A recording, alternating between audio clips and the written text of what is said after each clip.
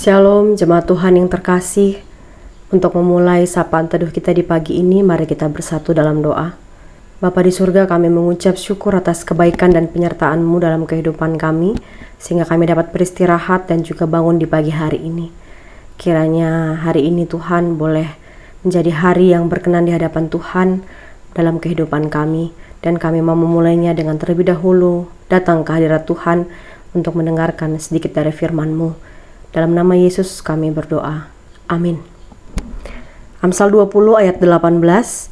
Rancangan terlaksana oleh pertimbangan, sebab itu berperanglah dengan siasat. Bapak Ibu jemaat Tuhan yang terkasih, kalau penulis kitab Amsal, dia adalah seorang tua yang bijaksana, yang sering sekali menuliskan nasihat-nasihatnya, pengajaran-pengajaran kehidupan kepada generasi yang lebih muda darinya. Dan kita sampai saat ini boleh membaca nasihat-nasihat dalam kitab Amsal, karena nasihat untuk kehidupan sehari-hari ini ternyata bermuatan teologis dan masuk ke dalam Alkitab kita. Dan boleh kita pakaikan sampai saat ini, sekalipun tidak semua nasihat ini menyebut nama Tuhan, tetapi ini adalah nasihat kehidupan bagi orang benar, orang-orang yang percaya kepada Tuhan. Kalau kita membaca dari Amsal, kita membaca satu ayat, ini adalah nasihat-nasihat praktis yang dapat langsung kita lakukan, kita praktekkan dalam kehidupan kita. Pada hari ini, pagi ini, mengenai rancangan, pertimbangan, dan siasat. Jemaat Tuhan yang terkasih, dalam membuat rencana-rencana kehidupan kita, tentu harus dilakukan pertimbangan-pertimbangan yang baik.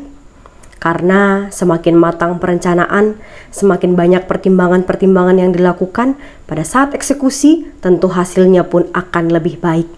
Seperti misalnya kepanitiaan, panitia kerja rani, atau panitia Natal, atau panitia Paskah dalam gereja kita, tentu dilakukan rapat, koordinasi. Ada pertimbangan-pertimbangan A, B, dan C, dan sebagainya untuk membuat kemungkinan-kemungkinan gagal itu diminimalisir dan acara dapat terlaksana dengan sebaik-baiknya, dengan semaksimal mungkin. Tentu ini yang kita semua harapkan dalam hal membuat satu rencana, suatu acara, bahkan dalam kehidupan kita sehari-hari. Pengamsal juga mengatakan bahwa kita harus berperang dengan siasat. Saat itu memang aktivitas sehari-hari adalah perang, dan perang. Bagaimana dengan kita saat ini? Aktivitas atau kesibukan kita sehari-hari? Apakah bekerja? Apakah kita mengurus usaha atau bisnis kita? Apakah kita melayani Tuhan? Apakah kita masih ada sedang menjalani studi kita? Semua hal-hal ini pun perlu siasat, perlu strategi, karena layaknya strategi perang, itu adalah hal yang penting di dalam menentukan bagaimana kita menjalani dan mendapatkan hasil dari perjuangan kita. Jangan mau kita menjalani hari-hari berlalu begitu saja. Memang benar, biarlah seperti sungai yang mengalir. Tetapi kalau kita membiarkan hanya mengalir dan berlalu begitu saja, tanpa hasil, tanpa progres, maka sangat sia-sialah 24 jam yang Tuhan anugerahkan kepada kita dalam satu hari, kalau hanya berlalu begitu-begitu saja. Jangan kita juga melakukan hal-hal yang tidak dipertimbangkan dengan matang di dalam menjalani usaha kita. Misalnya ada yang berjualan barang atau berjualan apapun itu, misalnya hanya begitu-begitu saja, tanpa ada strategi pemasaran, tanpa ada strategi promosi, dan tidak menjaga kualitas terbaik ya dari barang atau jasa yang kita tawarkan. Tentu ini akan kalah saing.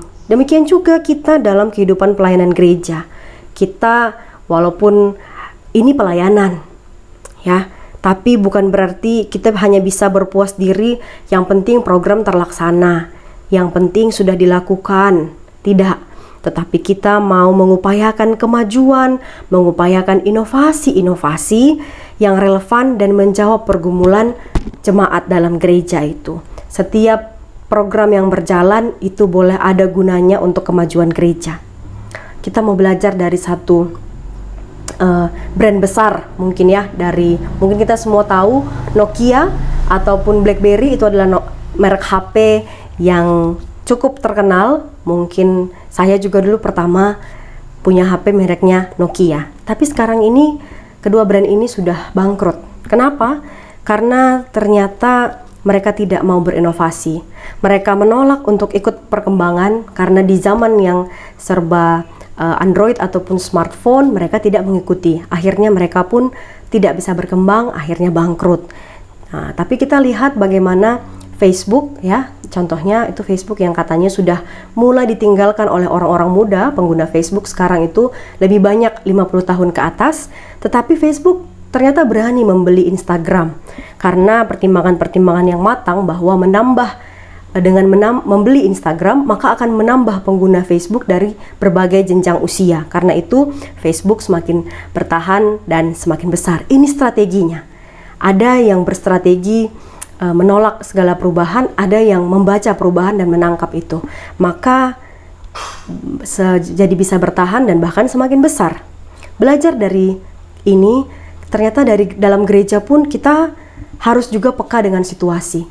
Kita harus melihat perubahan-perubahan, kita harus membaca apa sebenarnya yang menjadi pergumulan jemaat sehingga kita membuat program dan melaksanakan pelayanan yang menjawab pergumulan-pergumulan jemaat. Begitu juga jemaat Tuhan yang terkasih, dalam kehidupan sehari-hari kita harus terus bijak dalam merancang langkah-langkah kehidupan kita. Membuat rencana, ada pertimbangannya, ada strateginya, agar kita bisa hidup benar di hadapan Tuhan, agar kita tetap bisa jadi berkat bagi sesama lewat pencapaian-pencapaian kita, lewat pekerjaan kita, pelayanan kita, dan sebagainya. Dan saudara yang terkasih, hikmat sejati datangnya dari Tuhan. Selalulah kita mengawali pertimbangan kita dan keluarga kita dengan berdoa kepada Tuhan, karena Tuhan adalah Tuhan yang punya rancangan terbaik bagi kita semua.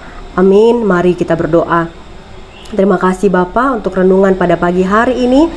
Kami mau memulai hari ini Tuhan dengan mengingat bahwa dalam segala rancangan-rancangan, dalam segala rencana kami harus banyak pertimbangan, kami harus bijak dalam bertimbang, dan kami juga harus melibatkan Tuhan dalam apapun yang kami jalani dalam keseharian kami.